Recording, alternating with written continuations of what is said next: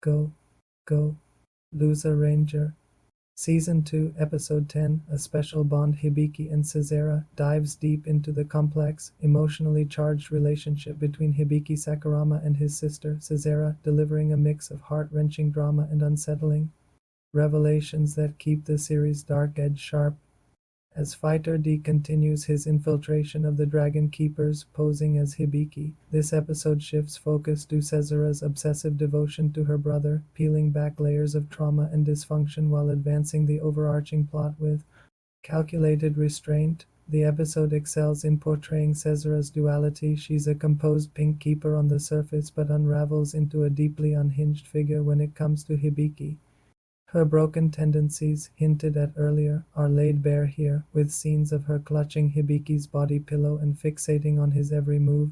It's uncomfortable yet compelling, as the show doesn't shy away from the disturbing implications of her attachment, tying it to their shared past of loss and Peltrola's devastating attack that left Sesera paralyzed and Hibiki scarred.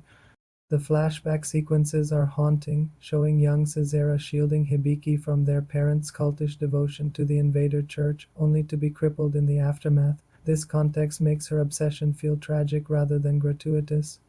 Though the show treads a fine line with its provocative portrayal, Fighter D's impersonation of Hibiki adds tension as he navigates Sesera's smothering affection while pursuing his own agenda against the Dragon Keepers and boss monsters. His awkward attempts to maintain the charade, especially during a charged moment where Sesera nearly crosses a line, highlight his cunning but also his growing discomfort with the human connections he's exploiting. The episode subtly plants seeds of doubt in D's resolve as Hibiki's ideals of reforming the Rangers and coexisting with invaders start to bleed into his actions, setting up potential conflicts down the line. Visually, Yoaster Pictures delivers solid animation with expressive character work that captures Sesera's manic energy and Hibiki's quiet resilience in flashbacks.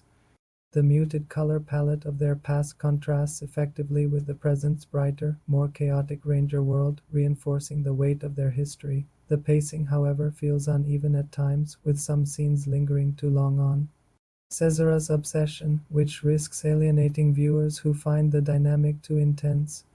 The lack of action compared to previous episodes might also disappoint fans craving the show's usual high-stakes battles, though the emotional stakes more than compensate. Plot-wise, the episode advances the mystery of the real Hibiki's whereabouts, with a brief, cryptic glimpse of him in the prior episode's cliffhanger left unresolved here.